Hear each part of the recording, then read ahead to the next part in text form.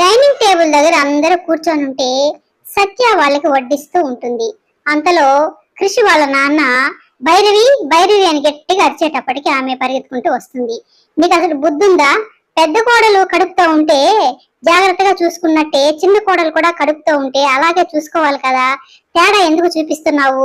నువ్వు వడ్డించలేవా? ఏం చేస్తున్నావు అని తిట్టేటప్పటికి అయ్యో వడ్డిస్తానయ్యా అని అందరికీ వడ్డిస్తూ ఉంటుంది. తర్వాత తన భర్తతో ఇలా చెప్తూ ఉంటుంది, పెద్ద కోడలు కడుపుతో ఉన్నప్పుడు పూజ చేయించాం కదా, ఇప్పుడు చిన్న కోడలు కూడా కడుపుతో ఉంది, అందరినీ పిలిచి పూజ చేయిస్తామండి, మీ పెద్దమ్మను కూడా పిలవండి అని చెప్తుంది. ఇక తర్వాత తనైతే సరేలే నేను ఫోన్ చేసి తనతో మాట్లాడతానని తన భర్త అంటాడు. తర్వాత సత్య ఫోన్ చేయకుండా తన గదికి వెళ్ళిపోయి దాని గురించి ఆలోచిస్తూ ఉంటుంది. అంతలో కృషి వచ్చి ఏంటి ఫోన్ చేయకుండా వచ్చావు అనేటప్పటికీ ఎలా ఫోన్ చేస్తాను, నాకైతే టెన్షన్ గా ఉంది, లేని కడుపుని ఉంది అని వాళ్ళు అనుకుంటే ఎలా చెప్పాలి వాళ్ళకి, నేను ఇప్పుడే వెళ్ళి చెప్పేస్తాను అని అంటుంది.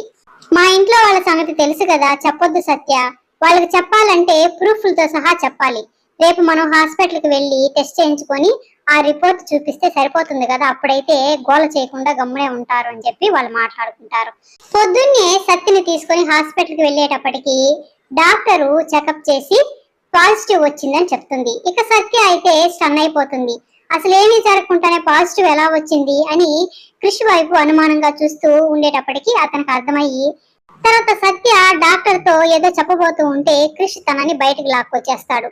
ఎందుకు లాక్కొచ్చేశారు అని తను అడిగేటప్పటికి నువ్వు డాక్టర్ని ఏం అడగాలనుకుంటున్నావో నాకు తెలుసు సత్య, చెప్పేది అర్థం చేసుకో సత్య, ఆ డాక్టరు మా ఫ్యామిలీ డాక్టరు, నువ్వేదైనా నోరు జారి మాట్లాడావంటే ఆ విషయం నేరుగా మా ఇంట్లో తెలిసిపోతుంది, తర్వాత చాలా గొడవలు అవుతాయి, ఎలా జరగాలో అలా జరుగుతుంది, ఏం చేయాలో మళ్ళీ ఆలోచిస్తాంలే అని చెప్పి ఇంటికి తీసుకొచ్చేస్తాడు. కృష్ వాళ్ళమ్మ డాక్టర్ కి ఫోన్ చేసి మాట్లాడుతూ ఉంటుంది. డాక్టరు వాళ్ళమ్మతో ఇలా చెప్తూ ఉంటుంది, మీరు చెప్పినట్లే రిపోర్ట్స్ మార్చి చెప్పాను, పాజిటివ్ కాకపోయినా పాజిటివ్ అని చెప్పాను, ఇక వాళ్ళ కళ్ళల్లో చూడాలి భయపడిపోయినట్టు కనిపించారు అని చెప్తుంది. ఇక వాళ్ళమ్మ అయితే పంకజంతో ఇలా అంటూ ఉంటుంది, ఇప్పుడు చూడు ఆ సత్యతో నేను ఎలా ఆడుకుంటానో, కుక్కిరి పేన్ లాగా ఉన్నారు, 4 నెలల తర్వాత ఎటు బయటపడుతుంది కదా, అప్పుడు చూడు ఏం చేస్తాను అని పంకజంతో అంటూ ఉంటుంది. సత్య డాక్టర్ చెప్పిన పాజిటివ్ గురించి ఆలోచిస్తూ భయపడుతూ ఉంటే కృష్ ధైర్యం చెప్తూ ఉంటాడు. ఎన్నో సమస్యల్ని ఎదుర్కొని ధైర్యంగా పోరాడింది దానివి, దీనికి ఎందుకు సత్య భయపడతావు, పూజ అయ్యే లోపల నేను నిన్ను హాస్పిటల్కి తీసుకెళ్లి వేరే డాక్టర్ దగ్గర మళ్ళీ చెక్ చేపిస్తాను, తర్వాత ఆ రిపోర్ట్స్ పట్టుకుని వాళ్ళకి చూపిస్తే సరిపోతుంది కదా అని అంటాడు. తర్వాత పొద్దున్నే వాళ్ళమ్మ పూజకి పురమాయిస్తా ఉంటది.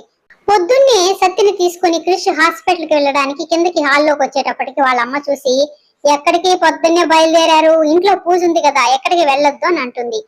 కృష్ ఏమో లేదమ్మా గుడి దాకా వెళ్ళొస్తామని చెప్పి సత్యని తీసుకుని వచ్చేస్తాడు.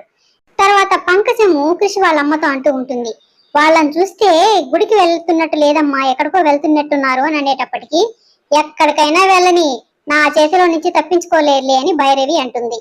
తర్వాత హాస్పిటల్ దగ్గర సత్యని చెక్ చేసిన డాక్టరు రిపోర్ట్స్ రావడానికి 1 అవర్ పడుతుందని చెప్తుంది. ఒక పక్కేమో వాళ్ళమ్మ పూజకి టైం అవుతుందని ఒకటే కాల్స్ చేస్తా ఉండేటప్పటికి ఇక కృషి వెళ్ళిపోదాంరా అని అంటాడు. డాక్టర్ మాత్రం ఇలా చెప్తుంది, సరేలే నేను రిపోర్ట్ మీకు మొబైల్లో పంపించేస్తాను మీరు వెళ్ళండి అని చెప్పేటప్పటికి సత్యని తీసుకుని ఇంటికి వచ్చేస్తాడు.